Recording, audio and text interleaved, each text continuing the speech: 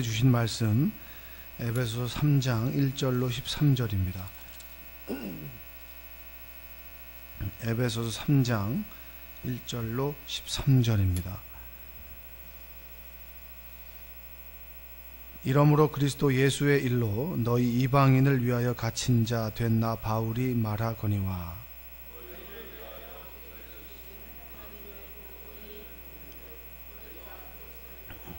곧 계시로 내게 비밀을 알게 하신 것은 내가 먼저 간단히 기록함과 같으니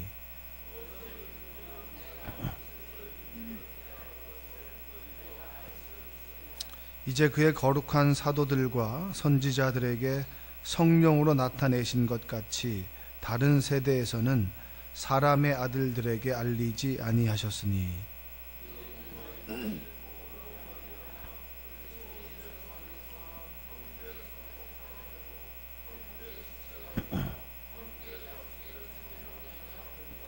이 복음을 위하여 그의 능력이 역사하시는 대로 내게 주신 하나님의 은혜의 선물을 따라 내가 일꾼이 되었노라.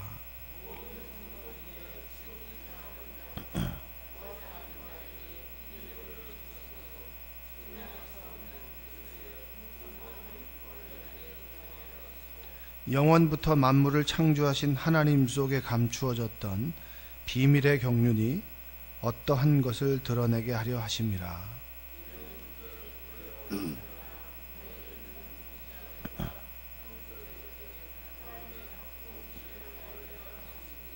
곧 영원부터 우리 주 그리스도 예수 안에서 예정하신 뜻대로 하신 것이라.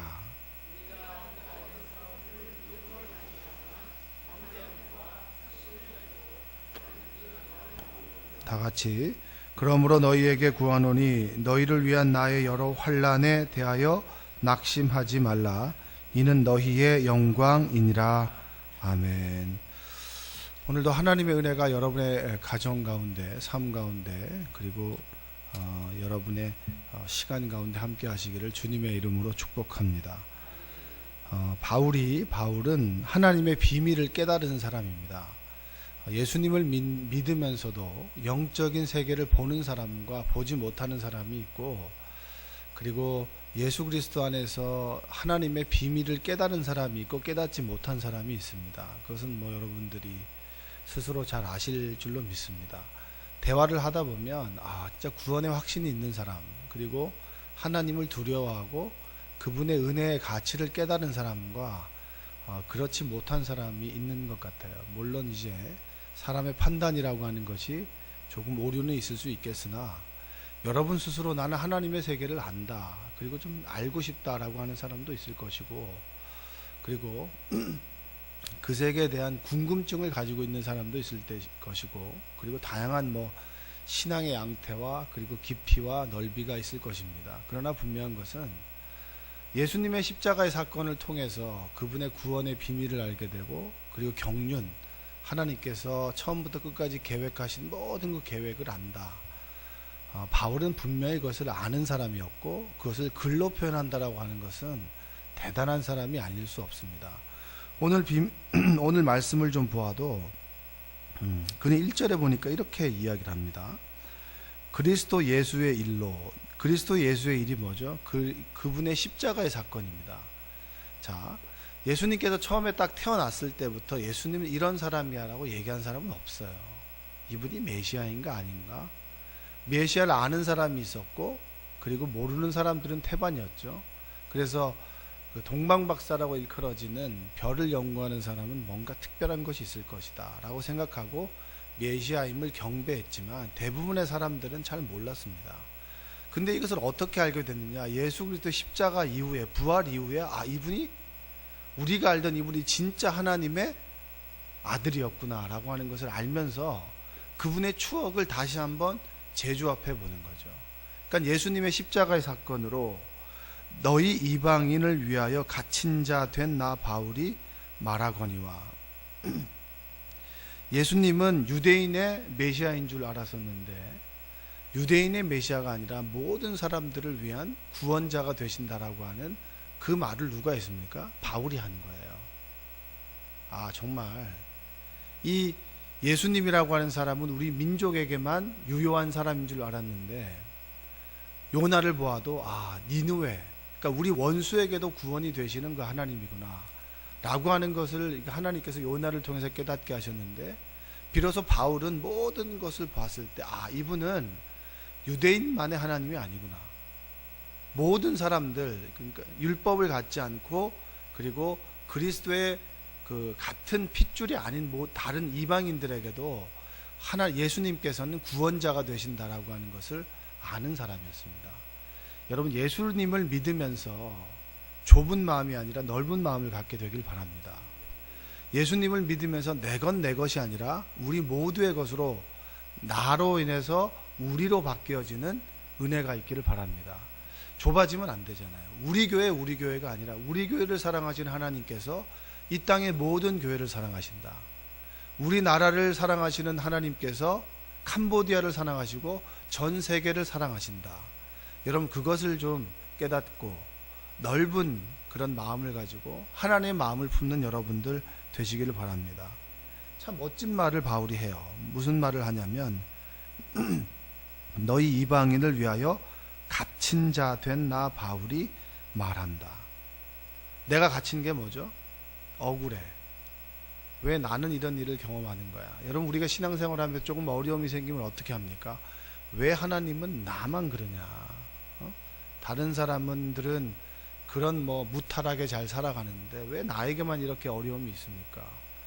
왜 하나님께서는 나만 이렇게 울게 하십니까? 그런 고백해 보신 적 있으신가요? 네, 대부분 다 그러실 거예요. 내 몸이 좀 아프면 나는 이렇게 젊었을 때 그렇게 고생해가지고 이제 좀 쉴만하니까 몸도 아프고 마음도 아프고, 그런데 어떤 사람은 그냥 경제적으로 물질적으로 풍족해서 지금도 내 나이에는 정말 동안으로 살아간다. 이 정말 그럼 얼마나 화가 납니까? 그렇죠? 근데 바울은 그렇게 생각하지 않았습니다. 모든 것이 하나님의 뜻 가운데 있다. 할렐루야. 내가 빈궁에 처하고 그리고 고난에 처하고 풍부에 처해도 모든 것이 하나님의 뜻과 계획 가운데 있다. 할렐루야. 제가 오늘 아침에 뭘 먹다가 이제 사례를 걸린 거예요. 사례를 걸리는데 좀 죽을 뻔했어요. 이 죽을 뻔했다라고 하는 것, 제가 이걸 느끼면서 차 타고 오면서 이제 나이가 한 살 한 살 먹으면서 내가 하나님을 진짜 의지해야겠구나라고 하는 걸 다시 한번 깨달았는데, 젊은 사람이 살에 좀 걸렸다고 그렇게 생각하냐, 그렇게 생각하지 마세요. 저도 저 인생 가운데 가장 오래 산 날이에요. 나이가 점점 들면서 뭐가 되면서 자꾸 육신은 후퇴하고 마음도 약해지고, 그리고 여러 가지 어려움 가운데 있을지라도 우리가 날마다 하나님만 바라본다면, 그분의 계획을 믿고 그분의 섭리를 믿는다면 갇힌 것도 나쁘지 않다. 할렐루야. 한번 고백해 봅시다. 갇힌 것도 나쁘지 않다. 아픈 것도 나쁘지 않다. 조금 가난한 것도 나쁘지 않다. 바울이 그 고백을 하는 거잖아요. 바울이 뭐 잘못한 게 있습니까? 예수님의 십자가의 복음을 전한 것인데 그것 때문에 맞고 그리고 누명 쓰고 그를 죽이려고 하는 사람들이 쫓아다니는 이 세상을 살아가면서 그는 내가 갇혔다. 그런데 여러분, 갇힌 사람이 예수님의 복음을 전하는데 갇히지 않은 사람은 복음을 모르는 사람이 있습니다. 그럼 누가 갇힌 거죠? 여러분, 그것을 깨닫는 은혜가 있길 바랍니다. 내가 육신의 감옥 가운데 갇혀 있는 것이 갇힌 게 아니라 예수님 없이, 하나님 없이 인간적인 것에, 세상적인 것에 갇혀 살아가는 사람, 그 사람은 갇혀 있다는 것조차 모릅니다. 그럼 누가 복된 것입니까? 여러분, 예수 안에 갇힌 여러분들 되시기 바랍니다. 예수 안에 사명 안에 갇히고 그분의 사랑 안에 갇히고 그분의 은혜 안에 갇히고 그분의 십자가의 복음 안에 갇힌 것이 진짜 복임을 깨닫는 은혜가 있기를 바랍니다. 자, 7절 한번 읽어볼까요? 7절 시작.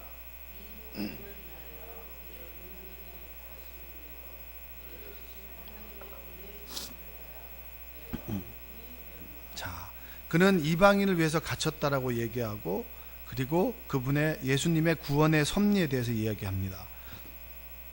그리고 뭐라고 얘기하느냐?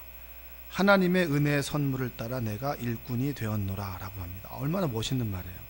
여러분들도 이런 말을 좀 할 수 있길 바랍니다. 아, 목사님이 시켜서 했다고. 나 진짜 하기 싫었는데 자꾸 시킨다고.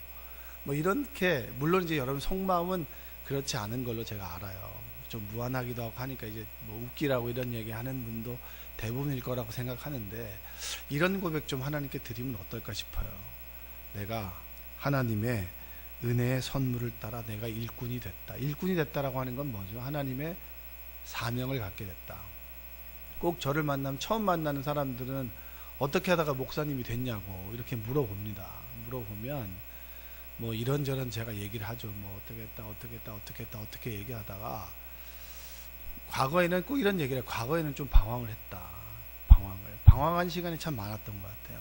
이 깜이 아닌데, 내가 깜이 아닌데 이거 좀 해도 되겠나. 왜냐하면 나 혼자 저기 착각해가지고 여러 사람 힘들게 하기보다는 그냥 나 혼자 포기하는 것이 좋지 않겠나라는 생각을 참 많이 했던 것 같아요. 근데 여러 가지 방황과 그런 시간들을 겪으면서 내 길은 이것이다라고 하는 것을 확고하게 가지고, 때려 죽여도 이 길을 간다, 뭐 이렇게 스스로 이제 고백하는데, 바꿔놓고 생각하면 하나님의 은혜 앞에서는 내가 일꾼이 될 수밖에 없다라고 하는 것이 바울의 고백이고 우리의 고백입니다. 내가 하나님의 은혜를 아니까 기도할 수밖에 없고, 하나님의 은혜를 아니까 내가 하나님을 찬양할 수밖에 없다. 이럴 때 아멘 하셔야 되는데, 하나님을 찬양할 수밖에 없다. 그리고 하나님께 정말 조금이나마 그 사랑에 보답하기 위해서 하나님의 일을 할 수밖에 없다. 여러분, 그 화장실에 보면 물 내려가는데 거기 머리카락을 한번 건져본 적 있으세요? 그 다음에 이제 그 소변기에 이제 오줌이 차면 이게 막 구역질 날 그런 때가, 그런 거 한번 해본 적 있으세요? 내가 왜 이런 거를 해? 이게 아니라, 이런 거라도 내가 할 수 있게 되니 감사하다. 나는 이런 거 하는데 저 사람 왜 이런 거 안 하나가 아니라, 하나님의 그 크신 사랑 앞에서 내가 이거라도 할 수 있으니 얼마나 감사한가. 하나님의 교회를 내가 조금이라도 쓸고 닦는 것이 감사하고, 내가 육신이 멀쩡하여서 그래도 내가 새벽기도 나올 수 있는 것이 감사하고, 내가 남들이 모른다 할지라도 내가 이 구석에서 요거라도 할 수 있는 것이 얼마나 감사한가. 여러분, 그 마음을 좀 품는 여러분들 되시기 바랍니다. 왜 자꾸 나만 하냐고, 저 사람은 맨날 우아하게 생활하는데 나는 왜 이렇게 지질이 궁상같이 하냐고. 여러분, 하나님 앞에서 고상한 것이 고상한 게 아니에요. 눈물 지으면서 고생하는 기도가 우리의 삶을 우아하게 만드는 겁니다. 하나님 앞에 눈물 콧물 지으면서 고생하는 예배가 우리의 삶을 고상하게 만드는 겁니다. 절대 세상의 눈으로 여러분의 가치를 평가하지 마십시오. 바울이 뭐라고 얘기합니까? 내가 하나님의 은혜의 풍성함 앞에서 내가 하나님의 일꾼이 됐다. 여러분, 하나님의 은혜를 아는 사람은 하나님의 일을 감당하지 않을 수가 없는 거예요. 그리고 내가 좀 이거 했다고 절대 자신을 드러내지 않아요. 여러분 드러내지 말고 예수님 드러냅시다. 성경을 아는 사람은 하나님의 법칙을 아는 거예요. 내가 하나님을 드러내면 하나님께서 나를 높이신다. 그게 정말 지혜로운 겁니다. 칭찬할 때 정말 머리 좋은 사람은 어떻게 칭찬하는 줄 아세요? 대놓고 당신 좋습니다 라고 칭찬하지 않아요. 남편이 좀 아내한테 툭 칩니다. 남편이 참 지혜로우신 것 같다. 그러면 그 아내가 어떻게 얘기할까요? 그 얘기 할까요, 안 할까요? 꼭 입 다물고 집에 가가지고 남편 쳐다보면서 흐뭇하게 웃을까요? 누가 목사님이 그렇던데 당신이 정말 지혜롭다고 하더라, 이렇게 얘기하면 돌아서 들어가면 그것이 더 기쁨이 배가 되지 않습니까? 내가 나를 높이는 것이 아니라 내가 하나님을 높이면 하나님께서 나를 높이시는 거예요. 여러분, 아브라함은 정말 어떻게 보면 부족하고 연약한 가운데 주님 말씀에 순종해서 살아갔습니다. 그런데 하나님께서 믿음의 조상이라고 하는 칭호를 주심으로 인해서 그는 몇천 년 동안 우리에게 믿음의 조상이라고 칭호를 받지 않습니까? 나를 스스로 높이기보다는 하나님을 높이면 하나님께서 나를 높이신다. 그것이 바로 성경이 우리에게 주신 지혜인 줄로 믿습니다. 한번 고백합시다. 하나님을 높입시다. 자격 없는 자가 하나님의 은혜 가운데 하나님의 사랑을 받고, 내가 정말 그 사랑에 갚을 길이 없으니까 하나님의 일꾼이 됐다.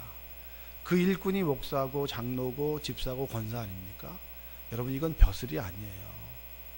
하나님께 멍의 무게입니다. 어떤 사람은 목회자로, 어떤 사람은 직장에서, 어떤 직위로, 가정에서 아내로, 남편으로 여러분에게 주신 직임, 여러분 묵묵하게 주님 부르시는 날까지 불평과 불만하지 말고 늘 감사함으로 그 일 감당하시는 은혜가 있기를 바랍니다. 자, 13절 한번 읽어보겠습니다. 13절 시작.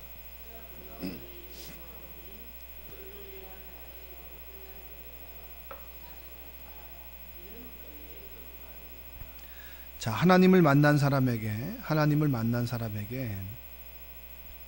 달라지는 어떤 시선과 시각이 있는데, 그것은 우리에게 주어진 환난과 역경이 우리를 힘들게 하는 장애물이 아니라 디딤돌이 된다라고 하는 겁니다. 더 나아가서 바울은 정말 멋진 말을 해요. 나의 여러 환난에 대하여 낙심하지 말라. 이는 너희의 영광이다. 너희들이 환난을 당하나 그 환난이 너희에게 영광이 될 것이다. 영광의 상처라고 하는 말 아시죠? 공감이라고 하는 것은 여러분 그냥 주어지는 게 아니에요. 저는 굉장히 공감 능력이 떨어지는 사람이었는데 주님 안에서 여러 가지 어려움들을 겪고 그것을 이겨내려고 아둥바둥 기도하다 보니까 다른 사람의 아픔을 조금 이해하는 마음을 좀 갖게 됐어요. 이제 평균이 된 거죠. 어제 목사님 설교처럼 평균 50%가 된 거예요. 평균 50%. 다른 사람의 이야기를 듣고 쭈루루 눈물이 흐른다. 저는 쇼트트랙을 보다가도 울었어요. 왜 눈물이 나는지 모르겠는데 그 여자 준결승전 할 때 넘어졌다가 그 넘어진 사람의 마음이 어떨까. 그리고 쫓아가는 그 뒤처진 사람이 쫓아가는 그 심정을 제가 이제 아니까 그것도 눈물이 나더라고요. 여러분, 환난과 역경이 꼭 나쁜 것은 아닙니다. 우리는 그것 없이 살아가고 싶지만 모든 사람 그것 없는 사람 없어요. 그래서 제가 꼭 한 40대 남자들 만나면 물어봐요. 잘 우냐고. 그럼 가만히 있으면 난 잘 운다고 그러면 그제서야 나도 잘 운다고 얘기를 해요. 예. 남자도 잘 울거든요.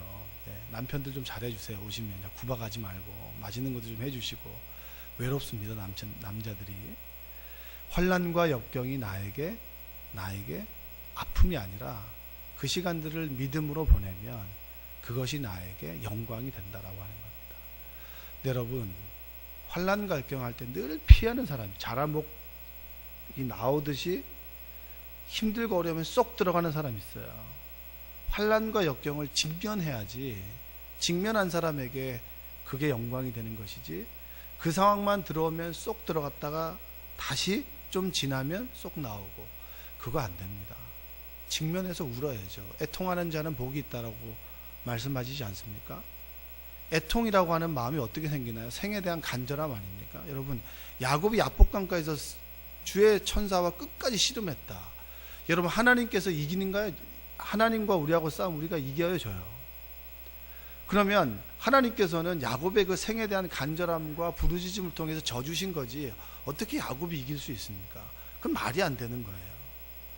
하나님께서 우리에게 주시는 것은, 야곱을 통해, 그 이야기를 통해 주시는 것은 뭐냐면 환난과 역경 가운데 포기하지 말라는 거예요. 많은 사람들이 포기해요. 하지 말지 뭐. 힘듦과 어려움이 있을 때 저는 가장 멋있는 사람은 포기하지 않고 그 길을 걸어가는 사람이에요. 솔직히 큰 태풍이 불어오면 여러분, 그 직면한다라고 하는 것은 태풍에서 밀리지 않는 겁니다. 앞으로 나가는 게 아니에요. 신앙에 어려움이 있고 삶에 대한 장애물이 있을 때는 신앙의 진보가 일어나는 게 아니에요.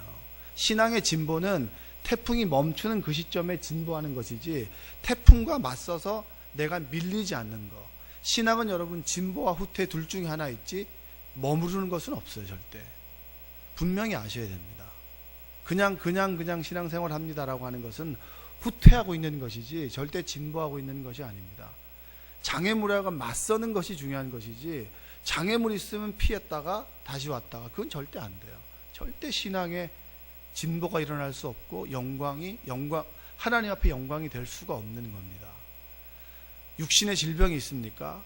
여러분, 질병이 있는 것도 하나님의 뜻이라면 고쳐주시는 것도 하나님의 뜻이라고 하는 믿음을 가지고 견디는 은혜가 있길 바랍니다. 그리고 삶의 어떤 성공의 궤도에 가다가 하나 멈췄습니까? 그러면 멈추게 하시는 것도 하나님의 뜻이라고 믿으면 가게 하시는 분도 하나님의 뜻이라고 하는 걸 믿고 그 자리에 멈추어 서서 끝까지 달려가는 은혜가 있기를 주님의 이름으로 축복합니다. 부모가 자녀에게 가장 줄 수 있는 최고의 선물은 좌절이에요. 교육학자들이 얘기를 하는 겁니다. 어려서부터 아이들이 인생의 쓴맛을 아는 아이들은 세상을 대할 때 허투루 대하지 않습니다. 공부하는 이유도 세상이 정말 만만치 않다라고 아는 아이들은 공부할 때도 태도와 마음가짐이 다른 거예요. 내 자녀가 내가 어렸을 때부터 어떤 상처를 입었다. 여러분 그 상처를 아파하지 마시고 그 상처를 통해서 그의 인생이 더 아름다워지고 강인해지고 그리고 그 인생이 더 풍부해진다라고 하는 그 하나님의 섭리와 계획을 믿는 여러분들 되시기를 바랍니다. 그 환난을 믿음으로 극복해낸 사람에게 바울은 뭐라고 합니까? 너희의 영광이다. 여러분 사역하다가 가장 힘든 게 뭐죠? 일의 종류가 많아서 그렇습니까? 일의 종류가 많은 건 밤새워서 하면 돼요. 가장 힘든 것은 관계죠. 내가 저 사람을 이해를 못하겠다는 거예요. 저 사람의 성격은 도저히 이해를 할 수가 없어요. 근데 저 사람하고 왜 나를 붙여놨냐고. 그러면 바꿔달라 그래야 돼요? 아니면 그분과 만나게 해주시는 것도 하나님의 뜻이니 그 자리에서 그분을 이해하기 위해서 야복강가에서 씨름해야 돼요. 씨름해야죠. 왜 하나님께서 우연은 없는데 그 사람을 나에게 보내줬을까요? 그 사람을 통해서 나를 다루시거나 또한 나를 겸손하게 만드는 천사로 그 사람을 보내줬다라고 믿으시고 그 사람을 이해하기 위해서 눈물로 기도하다 보면 상대방은 변하지 않더라도 내가 변한다.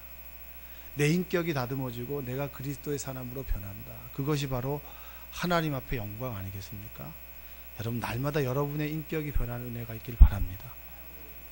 저 사람을 변화시키기보다 내가 하나님 앞에 변함으로 내가 날마다 하나님의 은혜를 깨닫고 그래 내가 저 사람보다 나은 게 뭐가 있나. 내가 더 못났는데 그래도 하나님께서 나를 구원해 주셔서 이 자리에 불러주셨지. 그러면 그 사명 내가 회피하지 않고 직면하여 끝까지 달려가리라. 바울이 그 고백을 하는 겁니다. 감옥에 갇혔지만 나는 감옥에 갇힌 것이 아니라 이 고난과 역경이 나에게 영광이 된다. 여러분 그 고백 얼마나 멋있습니까? 여러분 그 고백 함께 드릴 수 있길 원합니다. 저도 마찬가지고 저도 넘어지면 절망하고 좌절하죠. 그러나 주님 앞에서 우십시오. 애통하십시오. 애통하시면 하나님의 위로가 있지만 애통하지 않는 자에게는 위로가 없습니다. 위로를 깨닫지 못해요. 힘들고 아프고 슬프더라도 주님 앞에서 울고 그리고 이전을 나갈 때 눈물 닦고 굳세게 나가고 왜냐? 하나님께서 내 아버지가 되시니까 나와 함께 계시니까 그거 믿고 직면해서 나가고 그리고 힘들면 다시 주의 전에 와서 울고 그리고 다시 그 위로 얻고 다시 세상 나가고 그래서 예배가 여러분 생명이에요. 그래서 진짜 예배자가 돼야 됩니다. 새벽 예배 나오신 여러분들이 복된 것은 그 예배의 가치와 의미를 알기 때문입니다. 삶에 풀어지지 않는 문제가 있습니까 여러분? 혹시 남들에게 말하지 못하는 그런 가슴앓이가 있습니까? 육신의 아픔과 질병이 있으신가요? 바울처럼 갇혀 계신가요? 여러분 그것이 우리가 더 하나님을 깊이 있게 알고 하나님의 은혜가 통로가 된다라고 하는 그 고백이 여러분의 삶 가운데 나왔으면 좋겠습니다. 오늘도 하루 하나님이 여러분과 함께 계신다라고 하는 거 믿고 고백하며 오늘 하루도 기쁘게 살아가는 여러분 되시기 바랍니다. 399장